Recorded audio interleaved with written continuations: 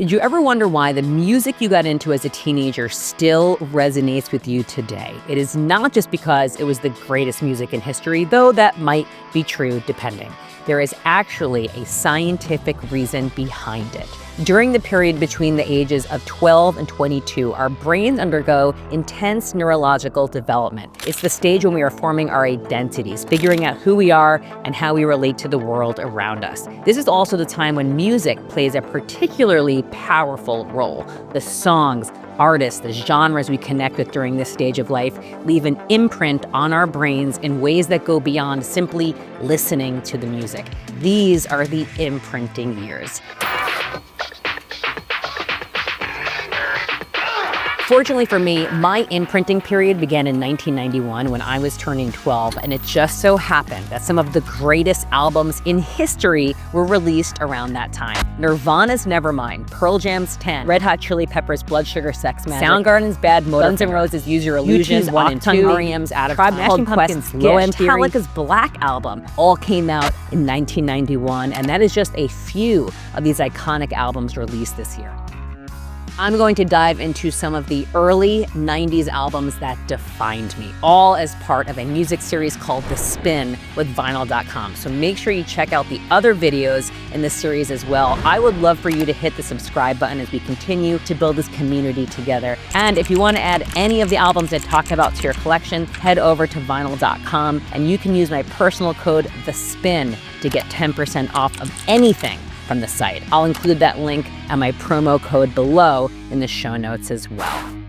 I'm going to start this early 90s deep dive with a pivotal moment that happened for me in early 1992. I was at Suzanne Rosenberg's bat mitzvah, dancing up a storm to songs from Boyz II Men, Janet Jackson, Paula Abdul, and then a song came on that changed my life. I had never heard anything like this before. When the song ended, I asked the DJ what that was, and he said, it's a new band called Nirvana.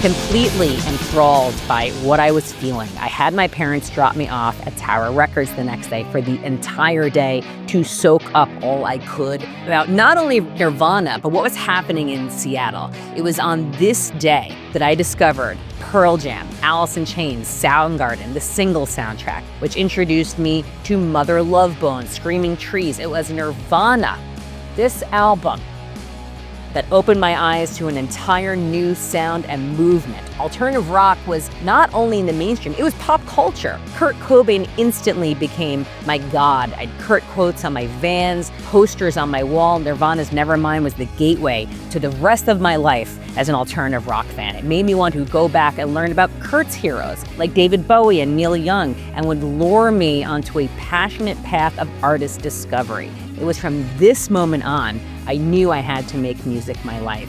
This album was my therapist. Whenever I couldn't make sense or communicate my own emotions, I put on Nevermind. The Smells Like Teen Spirit video was revolutionary. It introduced the aesthetic of the anti-rock star and introduced us to the voice of a generation who would change music, history, and culture forever. Around the same time, there was Pearl Jam's 10. New release from Pearl Jam.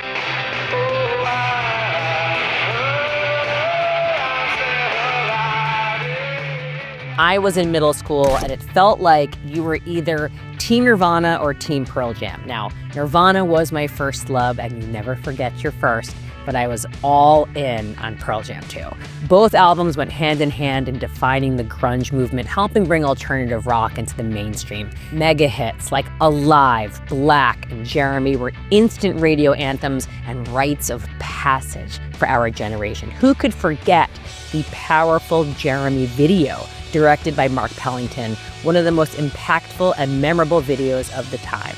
And what I love about both 10 and Nevermind is how they both ended with an emotional, down-tempo ballad. Nevermind closed with Something in the Way, while 10 closed with Release, one of my favorites. If you think about it, at the time, it was pretty common for albums to end with a poignant, emotional closer. It was the same way we ended our mixtapes, too. 10 really set the tone for Pearl Jam's decades-long success, and little did we know back then that they would go on to be the only band from Seattle's Big Four to still be thriving with its original vocalist, 30 years later.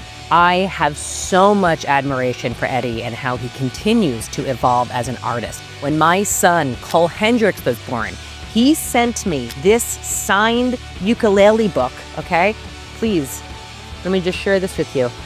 I mean, is that not incredible? I will admit that when we had to evacuate our house during the LA fires in January, I brought important papers, photo albums, and this personalized ukulele from Eddie Vedder. I mean, can you blame me? It just makes sense. I also shared an extremely special moment with Eddie last year when the band was gearing up to release their amazing album, Dark Matter. And I was with the band for the playback at the Troubadour. We were all just rocking out, listening to this new unreleased album. And when Wreckage came on, which is my favorite song in the album, I just couldn't help myself but lean in and share with Eddie how much I loved this song. And he was so kind and gracious. Little did he know that I was having like an out-of-body experience, thinking, you have been my personal god since 1991, and I'm currently whispering sweet nothings into your ear. I digress. In summary, Pearl Jam's 10, defining album for me. Soundgarden is another seminal band from my Imprinting years. Although they were the first of the grunge bands to sign with a major label, it was their fourth studio album that truly became part of me. 1994's Superunknown was the band's breakthrough record into the mainstream, debuting at #1 on the Billboard 200. Tracks like Black Hole Sun, Spoon Man, and Fell on Black Days became staples of 90s rock radio, and I will never forget the iconic Black Hole Sun video directed by Kevin Kerslake. Its eerie, psychedelic visuals were unlike anything I'd ever seen before, and they're forever ingrained in my mind. Black Hole Sun, won't you come? Amidst all of this was the sheer magnificence of Chris Cornell, a stunning man with an unparalleled voice. It was sensory overload in the best possible way. I also loved learning that the necklace Chris wore in the Black Hole Sun video was a gift from Shannon Hoon of Blind Melon, another one of my defining albums, which I will talk about later. I had the incredible honor of meeting Chris a few times and collaborating with him in 2017 when I was head of rock at Spotify. Together, Chris and I created the This Is Chris Cornell playlist. How cool is that? It was such a special experience, and Chris could not have been any more gracious. I am incredibly grateful to have had that time with him just a month before his tragic passing in May. As we all know, Chris Cornell wasn't just the voice of a generation. He is one of the greatest voices of all time. Rounding out the defining albums from Seattle's Big Four, Alice in Chains' Jar of Flies EP holds a special place in my heart as it resonated with me on a deeply emotional level. The EP made history by debuting at #1 on the Billboard 200 chart, becoming the first EP ever to achieve that feat. It marked a significant sonic shift for the band, introducing more acoustic-based songs and showcasing a softer, more introspective side. Tracks like No Excuses, I Stay Away, and Don't Follow were all over the radio, but it was Nutshell that became almost sacred to me. Can we all agree that it's one of the most stunning songs ever written? I, of course, made sure to tell Jerry as much when I interviewed him and William Duvall of Alice in Chains at Rock on the Range. My deep love of Alice in Chains also inspired the name of my music series, Allison Unchained, where I dive into stories behind some of my favorite songs. You could check out some of those stories on my YouTube shorts. Earlier, I mentioned Shannon Hoon as a friend of Chris Cornell, so now I want to dive into Blind Melon's 1992 self-titled debut album. Can you grab my Blind Melon disc? Sorry, it's like rolling right now. Yes, my CDs are all alphabetized. It's a significant release in the 90s alternative rock scene and a personal favorite of mine. Honestly, I probably wear this tank like every day. I may have listened to this album more than any other album during the early 90s. Blind Melon blended blues, psychedelia, and a jam band element into their sound, carving out a unique and eclectic niche within alternative rock. Of course, we all remember the infamous No Rain video with the B-Girl, which made Blind Melon a household name, but unfortunately it also became the defining image of the band for many, overshadowing the rest of their groundbreaking work. For those who truly know, though, the entire album is a masterpiece, and Change remains one of the best songs ever written. It's actually the first song I learned on guitar. Shannon Hoon's vocals were in a league of their own, raw, unique, and incredibly emotive. Before the debut album, he sang backup for his hometown friend Axl Rose on the Guns N' Roses song Don't Cry, and he even appeared in the video. Blind Melon isn't just one of my favorite bands, they are one of the most underrated bands of all time. There's actually a book called Shannon by Greg Prato, and I'm honored to be part of it, sharing how profoundly this band defined me and shaped my musical identity. Green Day's Dookie was a cornerstone album of the early 90s. I can still remember the exact moment I first heard that iconic bassline intro of Longview. I was a freshman in high school dating a junior who I thought was so cool. He was a sick skateboarder, he had a great sense of style, he was into music, and introduced me to Longview. Now, while there were elements of punk in Nirvana's music, it was Dookie that truly opened my eyes to the genre. Dookie became the quintessential pop-punk album, the catalyst that brought punk sound and ethos into the mainstream with a perfectly polished package for radio, MTV, and beyond. Its energetic, fun, irreverent, and playful sound was a refreshing contrast to the darkness of grunge, offering anthems that felt defiant in an entirely different way. The success of Dookie paved the way for a new wave of punk-influenced bands like Blink-182 and Sum 41. Green Day's Dookie tour was also the first concert I ever went to with my friends. Let me show you. This is the t-shirt that I bought that night 30 years ago, and I couldn't wait to wear it the next day, paired with a thermal, baggy pants, and these Vans, which of course had Kurt Cobain quotes all over them. I don't know if that's like cool or kind of gross that I still have these, but anyway, the album was massive. Hits like Longview, Welcome to Paradise, When I Come Around, and Basket Case just made it unforgettable. But let's not forget the hidden track. I was all by myself. What's your favorite hidden track? Let me know in the comments. Maybe I'll actually do a whole video dedicated to them. But I do want to point out that my copy of Green Day Dookie actually has the band signed, because when they came on my show, the Fuse Top 20 Countdown in 2010, they signed it for me. It was a life highlight. What is the glue for you guys over 2 decades? It's just you keep the fights clean and the sex dirty, you know, so basically that's what it comes down to. I also want to share that I now have this signed Dookie album framed in my bathroom above my toilet bowl. Is that cool or gross? Not sure. Moving on to another early 90s masterpiece, 1993's Siamese Dream by the Smashing Pumpkins. I can still vividly picture frontman Billy Corgan driving the ice cream truck in the video when MTV played it in heavy rotation.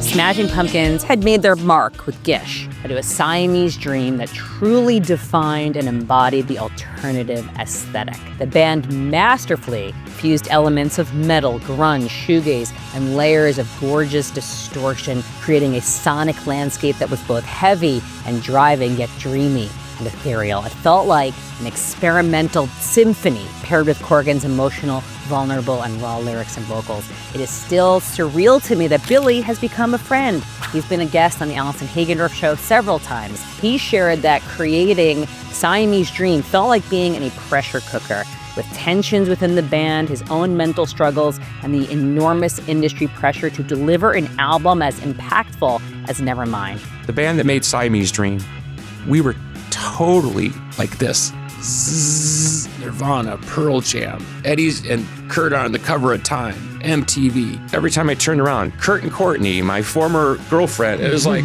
it was intense, and it was an intense time. Despite all of the strain, chaos, and expectation, the result was a perfect diamond of an album. The album opener Cherub Rock, along with Today and Disarm, were all massive hits, but it was Disarm that pushed the band into a new sonic stratosphere. The song's intimate vulnerability combined with its stunning string arrangements showcased the band's ability to transcend the genre. In classic 90s fashion, Siamese Dream closes with the emotionally charged ballad, Luna. Siamese Dream remains an absolute masterpiece. From one masterpiece to another, Jeff Buckley's Grace stands as a timeless classic. I could easily dedicate an entire video to the significance of this incredible album, but I will do my best to summarize its impact here. Released in 1994, Grace was Buckley's only full studio album due to his tragic and premature death in 1997.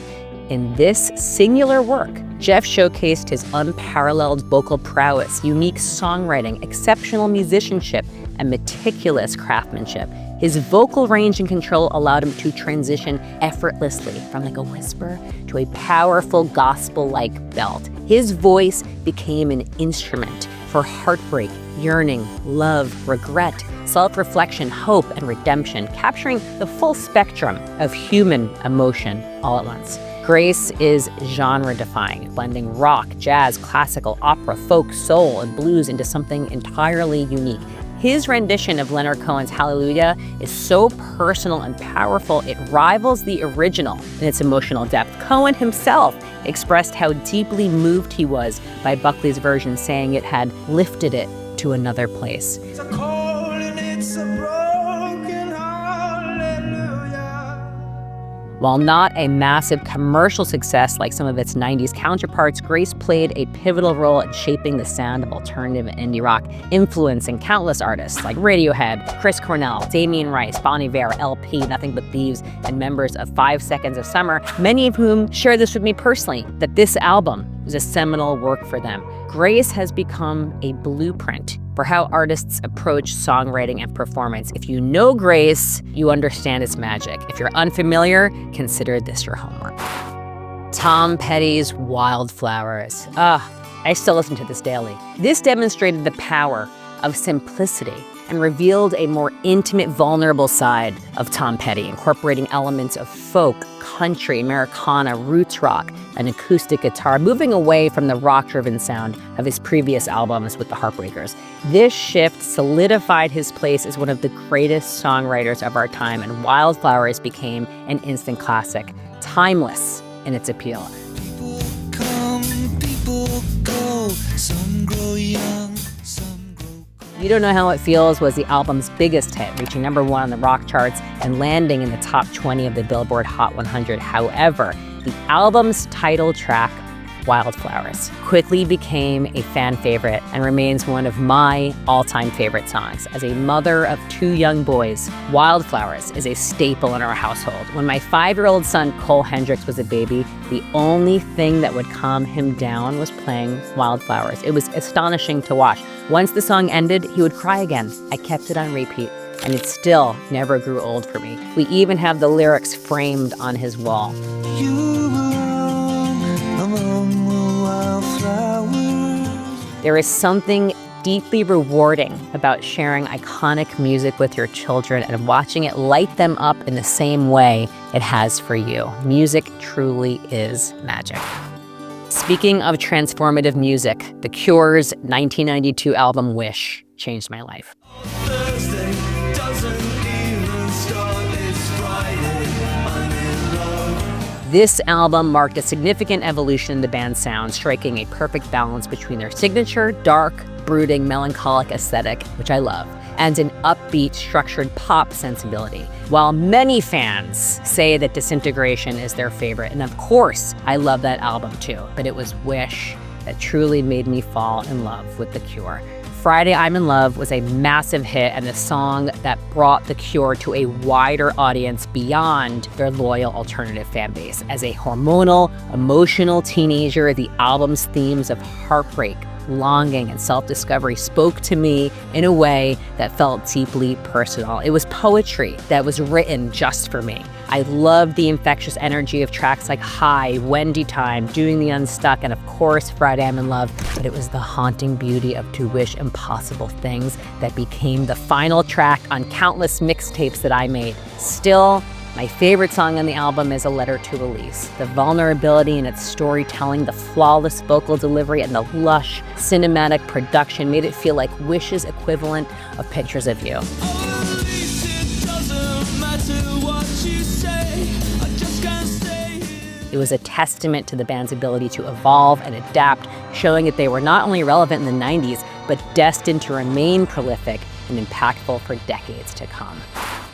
Much like The Cure's sonic evolution with Wish, U2 underwent a dramatic transformation with their 1991 album, Achtung, Baby.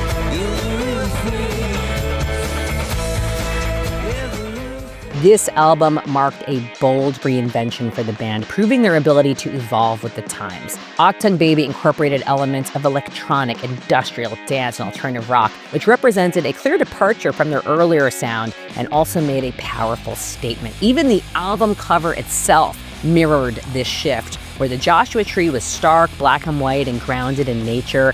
Achtung Baby's vibrant, colorful imagery felt cutting edge and modern. Produced by Brian Eno and Daniel Lanois, the album's experimental production is richly layered, blending samples, distorted vocals, and bold new sonic textures. The opening track, Zoo Station, declares, "I'm ready for what's next," signaling the band's shift from the 80s into the 90s, with U2 leading the charge, packed with undeniable hits. This album also introduced Bono's alter ego, The Fly, injecting a cool, modern aesthetic into both the band and the album. Achtung Baby reached #1 in multiple countries and produced iconic tracks like One, Mysterious Ways, and Even Better Than the Real Thing. For me, my favorite part of the album is at the end, in the haunting transition from Acrobat to Love is Blindness, which closes the album on a somber yet captivating note, classic 90s style, ending with a down-tempo ballad that lingers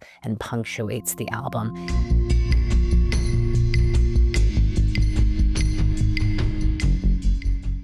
An ambitious and boundary-pushing album from start to finish, Achtung Baby solidified U2's place as one of the most important bands of the era, marking a defining moment in rock music. I have shared before that U2 are my favorite live band, and the fact that I got to hang out with them several times in my career just never gets lost on me. Again, I just always look at this picture of me hugging Bono very tightly.